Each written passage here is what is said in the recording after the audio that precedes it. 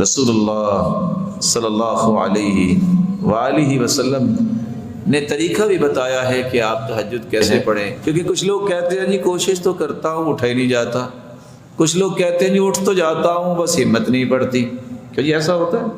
کچھ لوگ کہتے ہیں بس گھنٹی لگائی تھی الارم تو بجا لیکن بات نہیں بنی، بس اٹھ کے بیٹھتا ہوں پھر سو جاتا ہوں۔ دوسرا کہتا ہے وضو کر کے آیا تو جی چاچو تھوڑا سا سو جاؤں تو پتہ چلا کہ فرض نماز بھی گزر گئی۔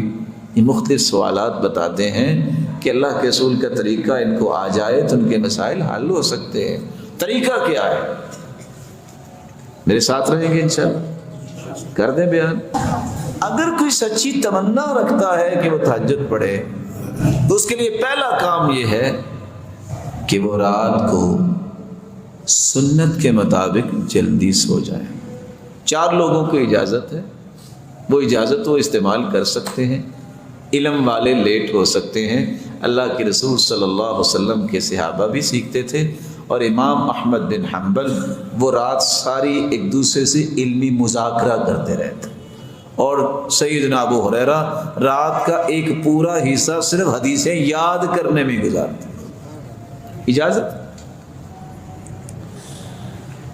امت کے لیے اگر آپ نے کچھ سوچ بنانی ہے کہ امت کیسے بلند ہو سکتی ہے تو آپ لیٹ ہو سکتے ہیں، کیونکہ اللہ کے رسول بھی اور سیدنا ابوبکر بھی آپس میں مشورہ کرتے، رات لیٹ تک اور گئے تک یہ باتیں ہوتی رہتی۔ جائز ہے۔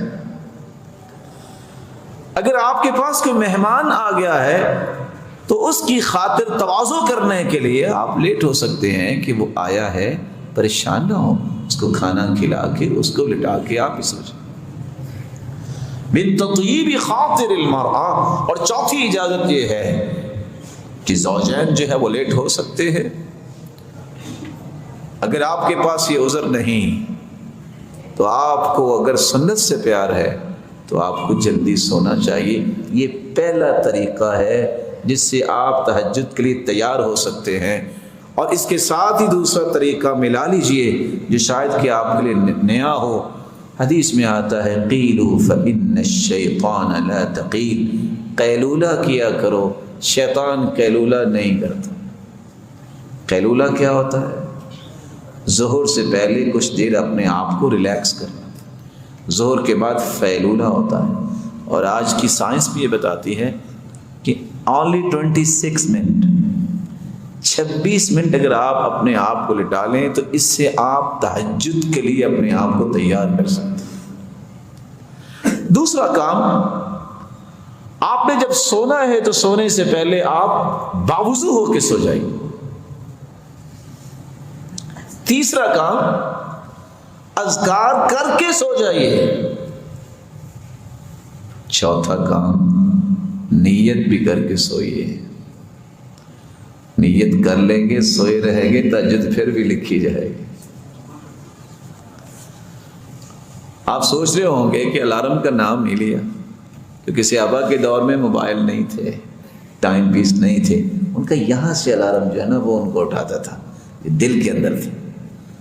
ہاں کوشش کر دیکھیے الارم بھی لگا لے، لیکن نیت کر کے سوئیے، دعا کر کے یا اللہ یہ لذت مجھے بھی عطا کر۔ آپ سو گئے ہیں، رسول اللہ صلی اللہ علیہ وآلہ وسلم کی سنت کے مطابق آپ اگر ذکر کر کے سوئے ہیں، سورۃ الملک ضرور پڑھیے، یہ قبر کے عذاب سے انسان کو بچاتی۔ تو پہلا کام ہم نے کیا کہا؟ اکٹھے آگے چلے نا۔ پہلا کام کیا کرنا؟ دوسرا کام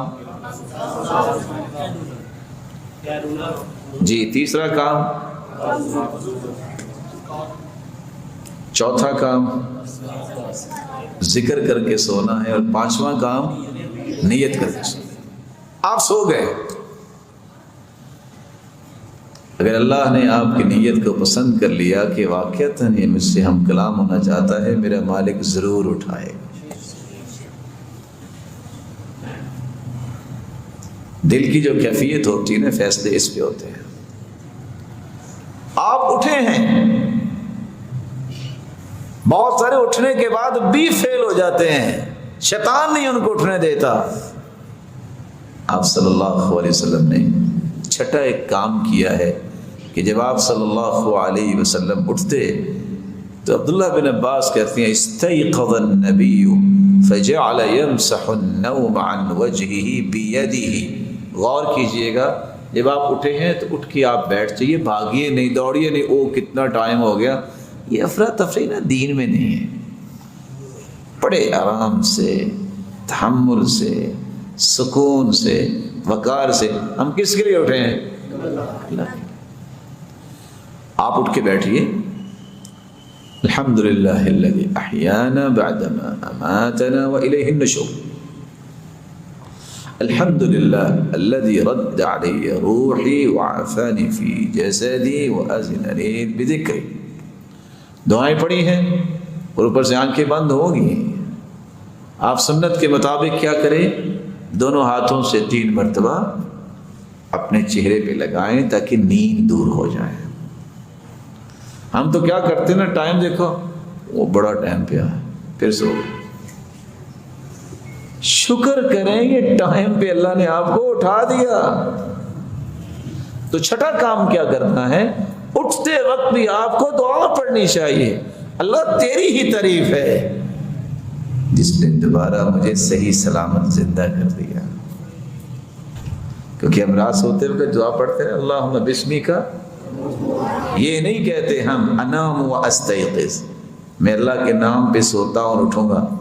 اموت و احیا، میں اللہ کے نام پہ ہی مرتا ہوں اور زندہ کیا جاؤں گا. یہ غور کیجئے، نیند بھی جو نا الموتۃ الصغریٰ، یہ چھوٹی موت ہوتی ہے. اللہ یتوفی الانفس حین موتها، اللہ جب کسی کو سلاتے ہیں اس کی روح کو قبض کر لیتے ہیں، چاہے تو واپس کر دے، چاہے تو واپس نہ کرے. رسول اللہ صلی اللہ علیہ وآلہ وسلم کا طریقہ کہ وہ دعا پڑھتے اور اپنے چہرہ انور پہ ہاتھ پھیرتے اور سورۃ آل عمران کی آخری آیتیں پڑھتے. 10 آیتیں سورہ آل عمران کی وہ پڑھتے. 7واں کام رسول اللہ صلی اللہ علیہ وسلم آدھا کام رات کرتے وقت اور آدھا اٹھ کے کرتے. رات سوتے وقت کیا کرتے؟ سیدہ عائشہ مومنوں کی ماں مسواک تیار کر کے تکیے کے پاس رکھ دیتی. کان لا ینام الا والسواک عند رأسی، اللہ کے رسول کبھی بھی نہیں سوئے، مسواک پہلے تیار پڑی ہوتی تھی. آج مسواک کی جگہ پہ ریموٹ پڑا ہوتا ہے، یا گلیکسی یا آئی فون پڑا ہوتا ہے. اور کب پڑا ہوتا ہے؟ فیس بک دیکھتے دیکھتے پتہ نہیں کب نیند آگی، وہ اسی طرح پڑا ہے. وہاں تہجدیں نہیں آتی، وہاں شیطانوں کا غلبہ ہوتا ہے. جنہوں نے اللہ کے قریب ہونا ہوتا ہے وہ اللہ کے رسول کی زندگی کو فالو کر رہے ہوتے ہیں. مسواک پڑھیے، اور آپ اٹھتے ہی اپنے چہرے پہ ہاتھ پھیرنے کے بعد، آیتیں پڑھنے کے بعد پہلا کام مسواک کرتے ہیں. نیند کی رہی صحیح کسر بھی نکل جاتی ہے. ختم نیند، کہاں سے آئی کہاں گئی کچھ پتہ نہیں، تر و تازہ اٹھا.